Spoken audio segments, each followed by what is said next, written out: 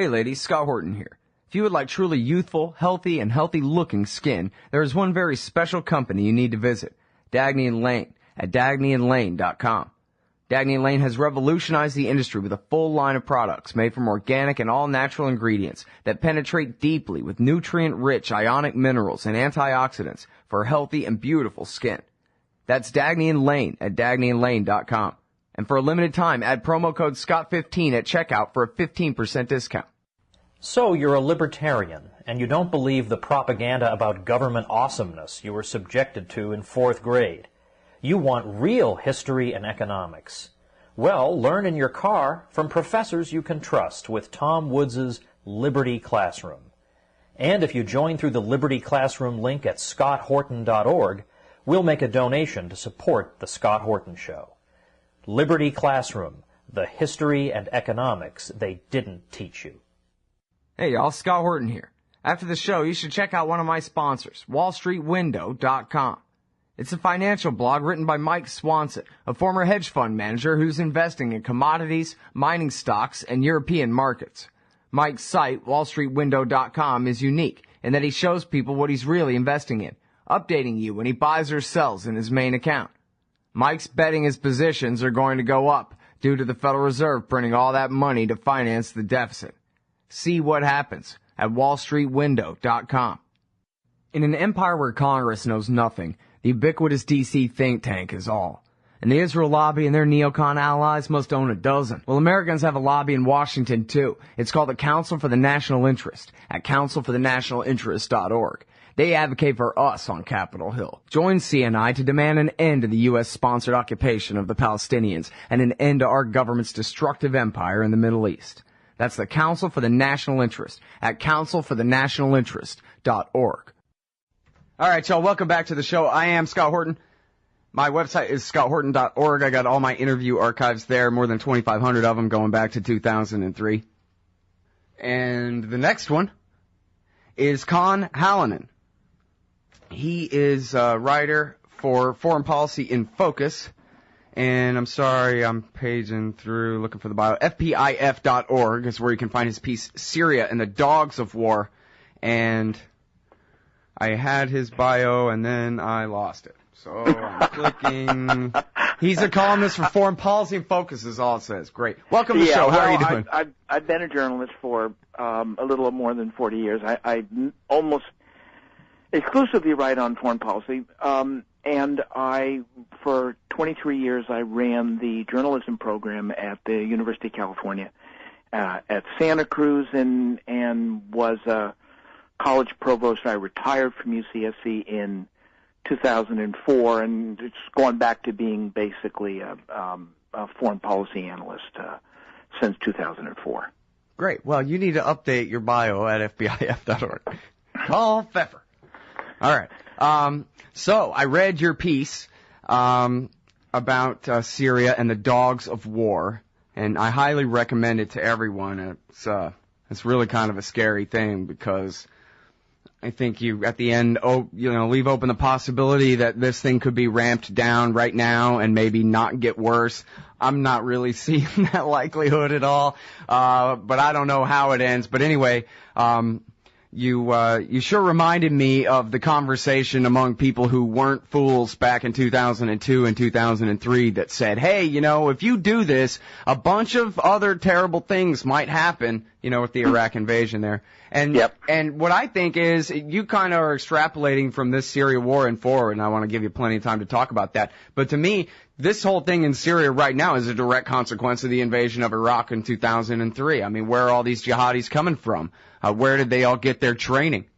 No question. And there is a direct, the effect of the invasion of Iraq is going to reverberate around the Middle East for years to come. This is, it was such a catastrophe.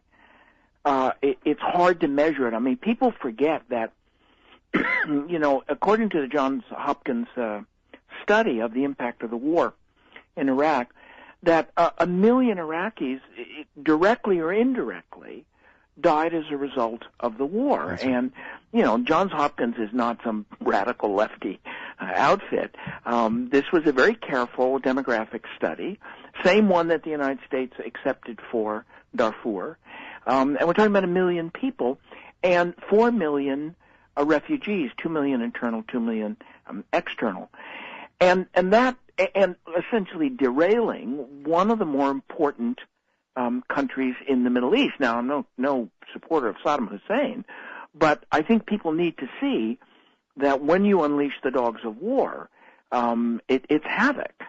And what you have now with Syria is that this is not just a civil war in Syria. It's spread into Lebanon. There's fighting going on in Lebanon. There's growing sectarianism in Lebanon, and Lebanon is always on the verge of sectarian civil war.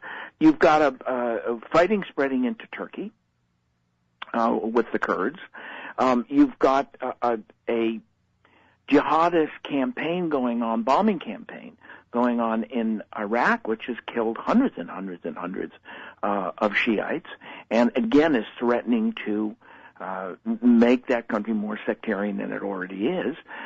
You have problems now in Jordan as well. You knock over a domino and you assume that there are not a lot of other dominoes around. It's a mess. And I think if people look at what happened with Libya, as much as I was no admirer of Gaddafi or the regime, the fact that it was overthrown with no kind of political resolution, that it was overthrown militarily, that's exactly why northern Mali fell to first the Tuaregs and then the Islamicists, because suddenly everybody had an incredible quantity of weapons, and as you pointed out, training. And I don't think we've seen the end of what the end of the Libyan war was in Africa. I think you're going to see that spread all over the region, certainly all over what they call the Trans-Sahel, or the countries that border the Sahara. So there are real dangerous things here, and that's why I do think that we have to move toward a political resolution. I'm afraid I share a lot of your sentiment. I don't know if that's possible, but I know that the alternative is going to be a disaster, and so I think we need to really ramp up some kind of push for political settlement here. Well, yeah, I'm sorry to do this to you, but I'm going to play these two clips. Well, you know what? I'm just going to play the Obama one. There's a clip of Hillary Clinton saying, well, Zawahiri is in favor of this war, and so do we really want to be on the same side as him? Here's Barack Obama answering basically the same question. He's asked by a local news reporter named Ben Swan. So what's up with you backing al-Qaeda in Syria? And here's the president's response. I share that concern, and so what we've done is to say we will provide non-lethal assistance to Syrian opposition leadership that are committed to a political transition, committed to an observance of human rights. We're not going to just dive in and get involved with a civil war that, in fact, involves some elements of people who are genuinely trying to get a better life, but also involve some folks who would, over the long term, do the United States harm. All right, now, if you want, I could let you translate all of that from Democrat speak into English, but to me, the most important part is, at the end there, his reference to there is no transition with Bashar al-Assad, that the president and al-Qaeda have the same demand that they will not begin to negotiate until Assad leaves. And then he pretends all the rest of what I heard was blah, blah, blah. I'm trying so hard to create peace here. But yes, the rebels' demands are my demands as the emperor of the whole deal here. I think that's the problem. I mean, I think, and this also happened with Gaddafi too. The problem is that when you start off, when your demand starts off with regime change, then I think what happens is that the other side has no reason to seek a diplomatic solution. It's a fight to the death.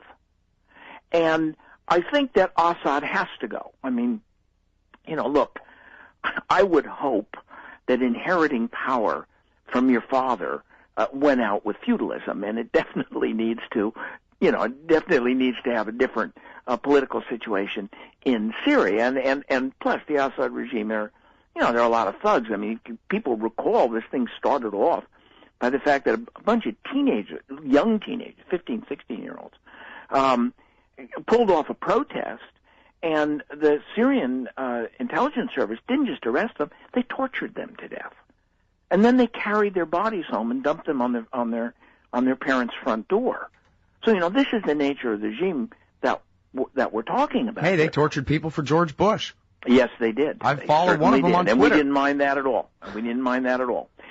I think the thing that what you do need to recognize is a regime change means Assad has to go, but the idea of entirely replacing all elements of the Assad government invites what happened in Iraq and Libya, which is essentially anarchy.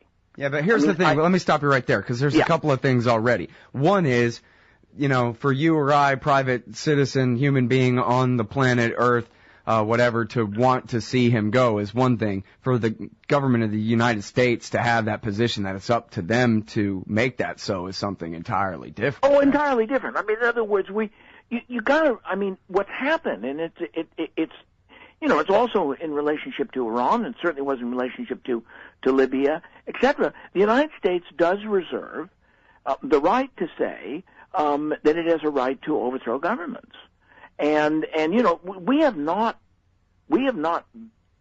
repudiated the Bush administration's position in Iran, which is a regime change. And I think that's why I want to go back to that point. If you start with regime change, then there is no diplomatic resolution. There's only endless war. And that, in this sense, while I think that I have no support of the Assad regime, the problem now is that you have a group of the most reactionary countries on the planet, which is the Gulf Cooperation Council, led by Qatar and Saudi Arabia, working with Turkey to funnel arms and men into Syria to overthrow the Syrian government. Now, that's illegal. You're not supposed to be able to do that. You can't have that. That's a violation of international law and of the UN Charter. Nobody is saying anything about this. Here, the United States is saying that they're going to overthrow the Assad government, and they're not saying anything about the fact that Qatar and Saudi Arabia are funding jihadists worldwide, and are monarchies. To essentially have a situation of to say we have to have democracy in Syria and not say anything about the fact that the major source for men, money, and material comes from several monarchies, to me is, hypocrisy just doesn't cover the word there. But I am concerned about the fact that if the Assad government ends up falling militarily, that what we're going to have is very different than Libya. Syria is an enormously important country in the heart of the Middle East. And the reverberations from this are certainly going to be as serious, if not more so, than those of Iraq. And as I said, we're still feeling the hangover from Iraq in the region. Mm-hmm. Yeah, it seems to me like and this is a big if as far as I can tell, but I can't really tell. It seems like a pretty big if that the rebels, whoever they are, if that's even the right name for them, can do the job and get rid of Assad. It seems to me an open question whether the state of Syria will exist at all anymore, or whether we'll just have fourth generation war there forever. Well, one of the possibilities, and it's a real possibility, is that you would have a kind of atomization of the country, and the Alawites, whose traditional home is in the western mountains of Syria, near the Turkish border, that basically the Alawites will withdraw and set up their own kind of little country there in the mountains, and that the country would end up, atomizing. One of the things that people forget is that this area has, has a history, and this exchange of shells that's going on between Turkey and Syria at this point. Mm-hmm. The province that those shells are falling in is Hatay. Hatay has always been part of Syria. The French gave it to Turkey in 1939 in an effort to get Turkey to join the Allies against Hitler. They just arbitrarily did it. And the population at that point was mainly Alawites and Armenians. The Turks drove the Alawites and Armenians out of that province. And it was essentially a product of the Second World War. Syria has never even accepted the fact that province is part of Turkey. They lost an extremely valuable port, much more important than any other port on the Mediterranean. Those are the kind of, those are the sort of colonial history, the little landmines that colonial history puts all over the place, and which is part of what is going on. The other thing that we're not getting is Al Jazeera did a very interesting report in which they went to the town in Turkey in which the 5 civilians were killed by the Syrian mortars.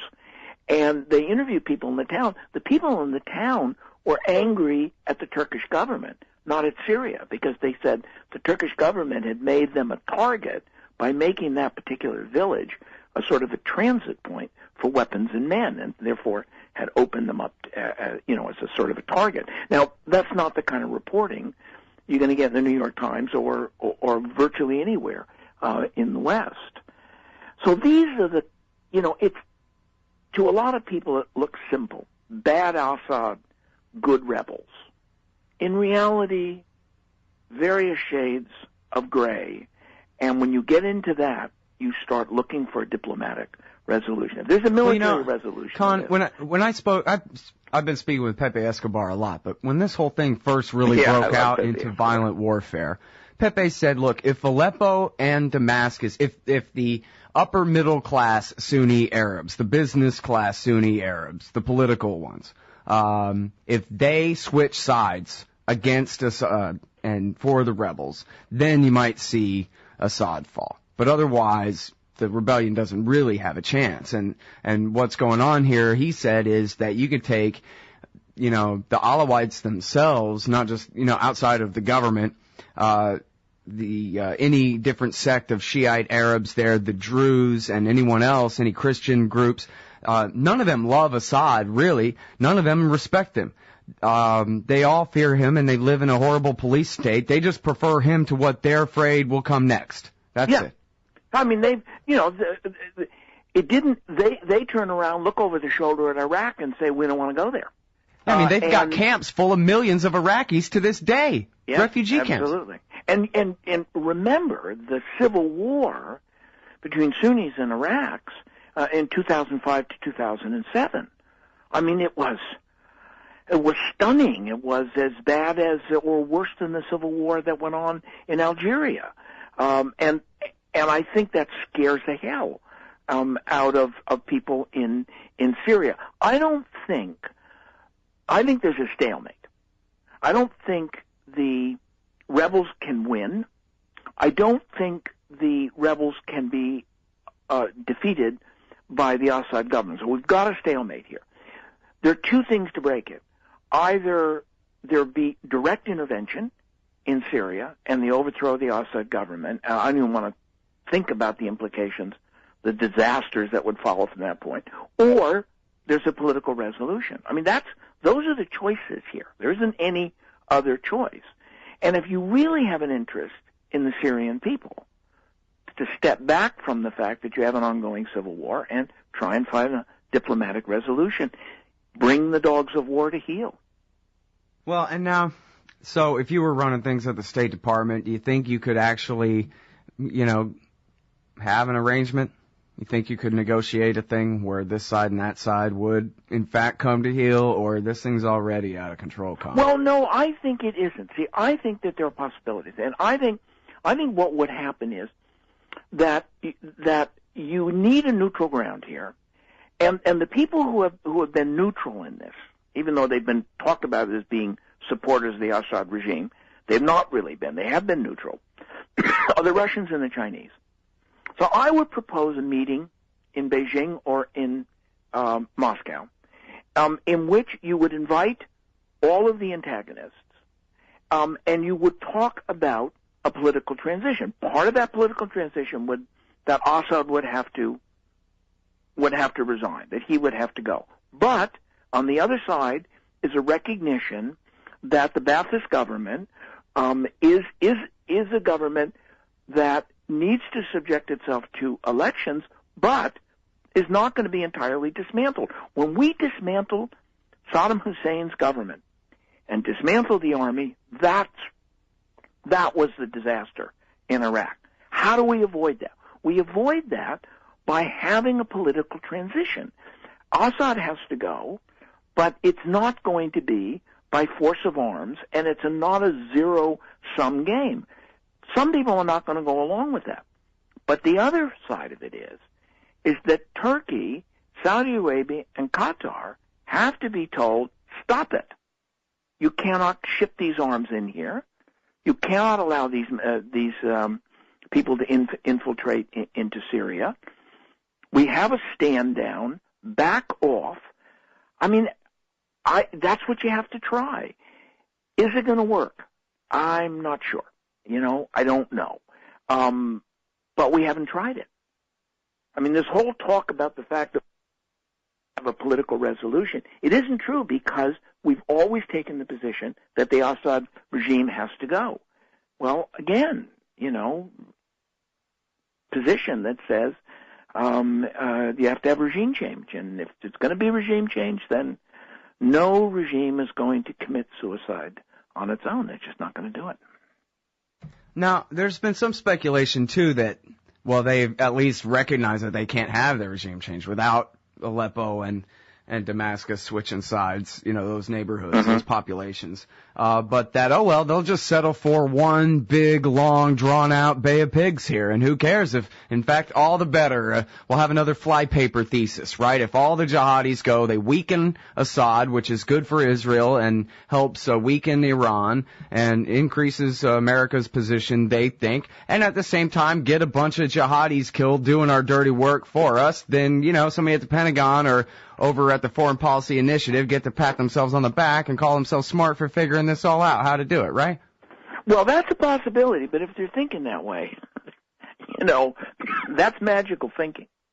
Because I think the longer this goes on, the greater is going to be the political instability in Lebanon.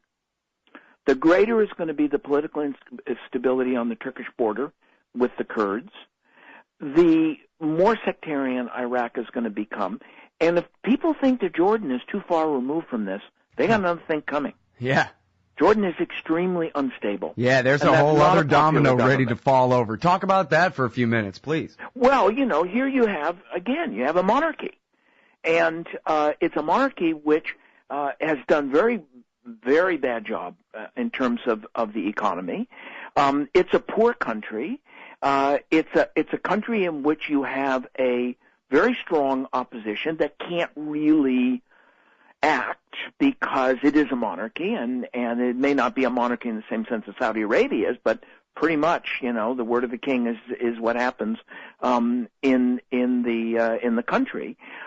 I think Jordan is extremely ripe for major unrest. So if people think that this war can be like flypaper, that it can just run for a long period of time and end up exhausting everybody, I think they're in for a big shock. I think what you're going to see is enormous instability, and I think what you're going to eventually start seeing is you're going to start to see a greater growth of unrest in the Gulf countries themselves. Now, there's already unrest in Bahrain and in eastern Saudi Arabia, but I think that's going to spread to other countries as well. I mean, when Shakespeare made that line, cry havoc and let slip the dogs of war, I mean, what he was saying is that once war begins, you can't keep it in check. Karl von Clausewitz, great scientific, analyst of war once said, the only thing you can really determine in war is who fires the first shot.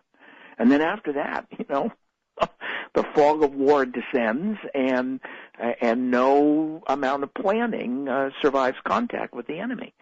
And that's why I think, if that's what people are thinking, boy, this is a really wrong way to go about doing it. And there's plenty of examples that demonstrate that fact. The question is the UN going to be neutral in this? So far they have not. So far the UN basically has been anti-Assad and coming down on the rebel side but being careful. They really have to play a much more neutral kind of position. And I think you need to get regional organizations in here, not just the Arab League, but the Shanghai Cooperation Organization, for instance, the African Union. You have to spread this out at this point. And I'm an optimist. I do believe that there is room to have a political resolution, and I think the alternative is, well, I don't think we want to go there. Yeah. Well, I agree with you. I can see in pretty much any of these disputes, I can see room for resolution. You know what? If you guys would just do this and you guys would do that, neither of which would kill either side of you, you could shake hands and work this thing out. There's pretty much always an out.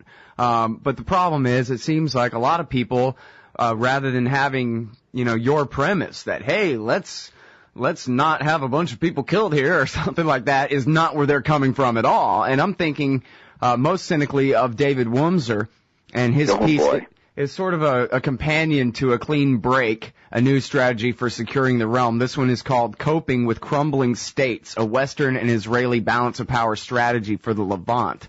It's at israeleconomy.org. And in here, it's the famous phrase I'm getting to is, well, maybe in Syria what we should do is help to expedite the chaotic collapse in order that we can better control the outcome, for the long term. And I forget the guy's name, but apparently there's an Israeli strategy paper going back to the very early 1980s, 1980 or 81 or something, about what we need to do is smash all of the Arab nation states back down to their tribal levels and let chaos reign, because by comparison, our power will just completely overshadow them, so we won't ever have to worry about them again. The nation state of Syria could someday be an actual threat to Israel, right? But a bunch of warring Syrians, not so much. This has been standard, not just Israeli, standard American strategy in the Middle East, and that is prevent centers of power from developing, keep countries divided.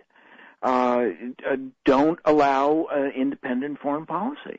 I mean, what is Syria's crime as far as the Americans are concerned? Now, it's not a lack of democracy, because, come on, we support these monarchies. So democracy is irrelevant here. It has nothing to do with whether you get supported by the Americans or the Israelis or not.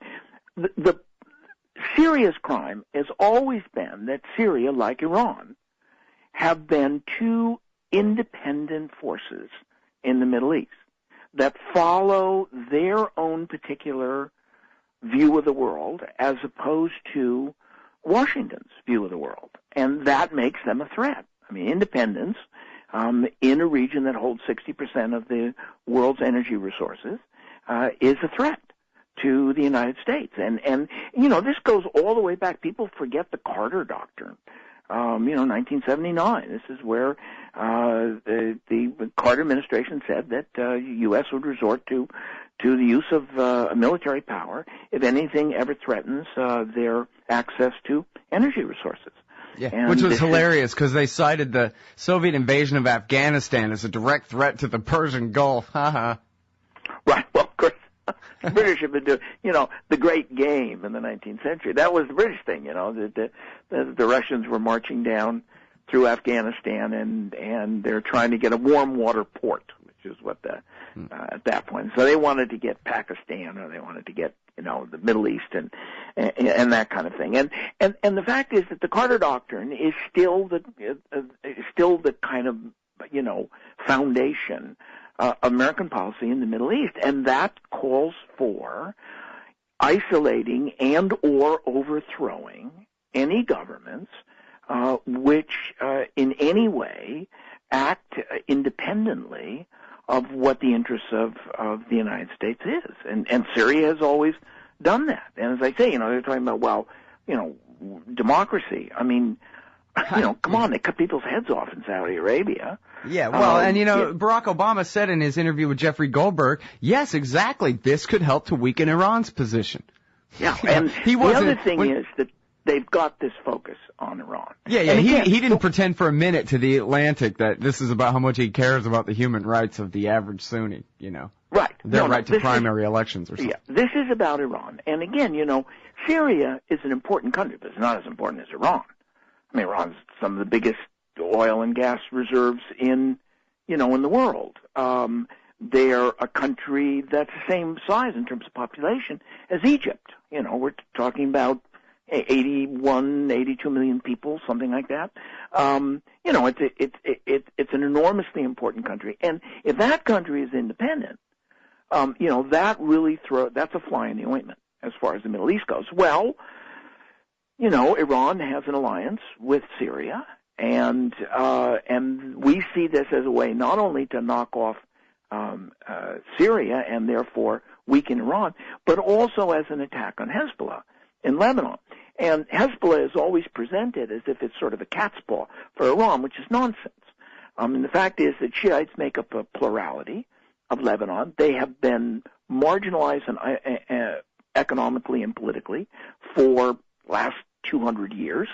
Hezbollah is the first organization to really put together a combination of military and political alliances that have allowed Shiites to express themselves in Lebanese politics. The idea that they're just a cat's paw for Iran is total nonsense.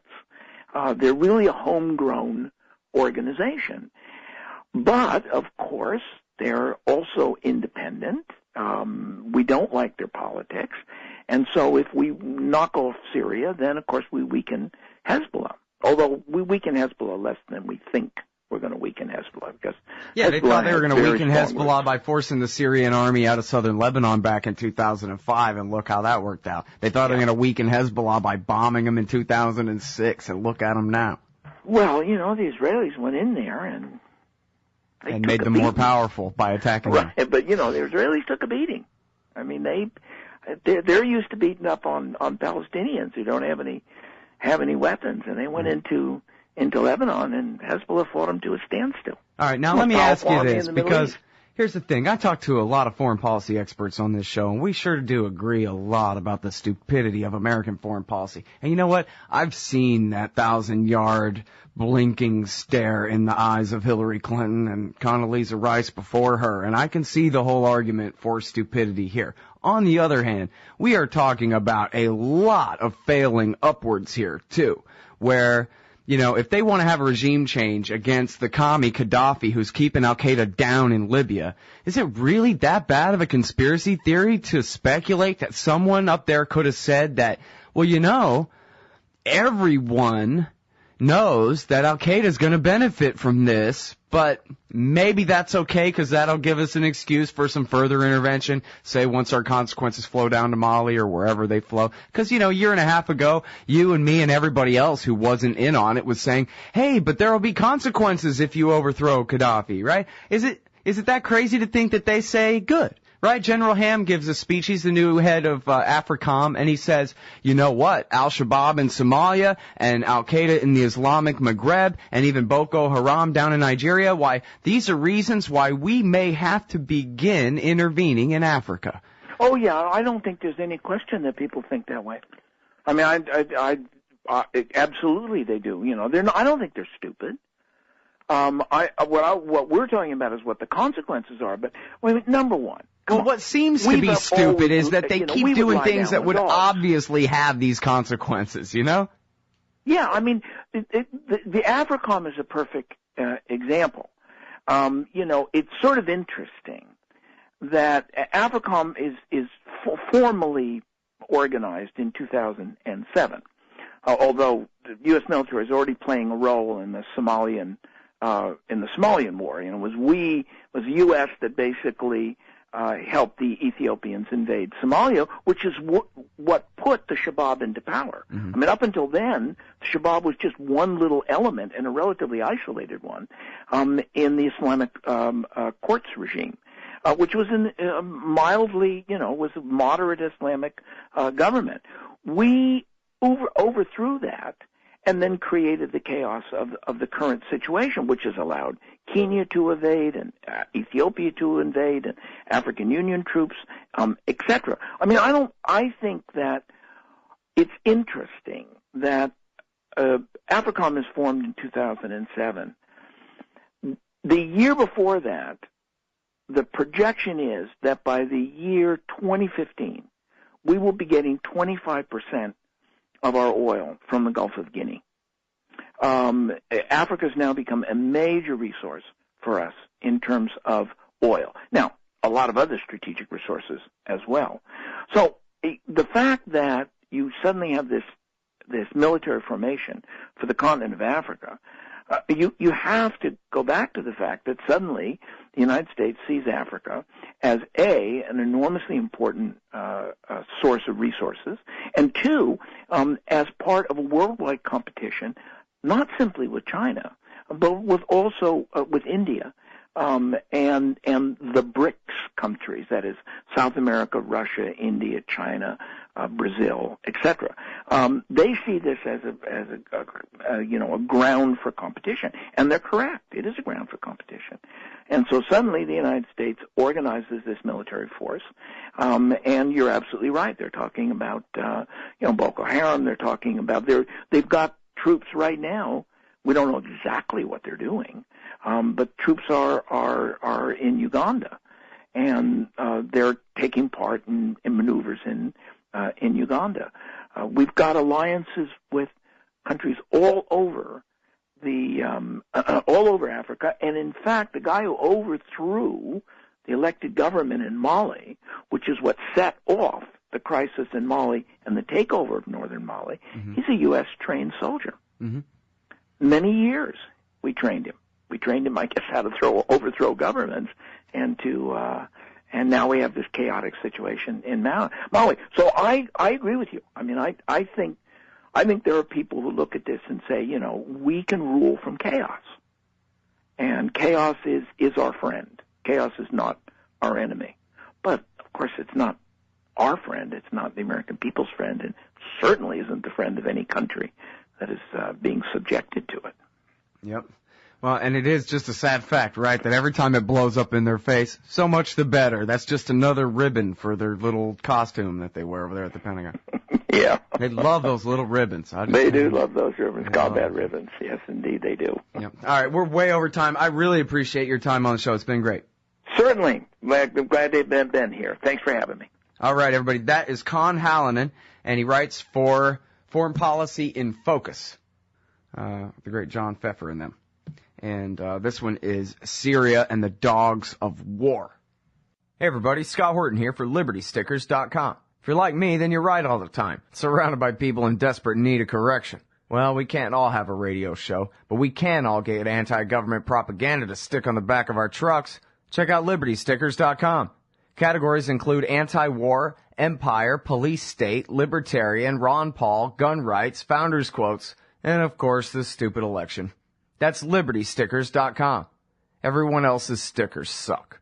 This October 15th through 19th, the Future Freedom Foundation and the Young Americans for Liberty present the College Civil Liberties Tour, the War on Terrorism, Civil Liberties, and the Constitution, featuring from the left the heroic Guardian columnist Glenn Greenwald, on the right former Deputy Attorney General Bruce Fein, and the libertarian leadership of this new realignment, the great Jacob Hornberger, president of the Future Freedom Foundation. That's October 15th through 19th at colleges across the western U.S. Check out fff.org/collegetour.html for more details. Hey everybody, Scott Horton here. Ever think maybe your group should hire me to give a speech? Well, maybe you should. I've got a few good ones to choose from, including how to end the war on terror, the case against war with Iran, central banking in war, Uncle Sam and the Arab Spring, the ongoing war on civil liberties, and of course, why everything in the world is Woodrow Wilson's fault. But I'm happy to talk about just about anything else you've ever heard me cover on the show as well. So check out youtube.com/Scott Horton Show for some examples, and email Scott@scotthorton.org for more details. See you there.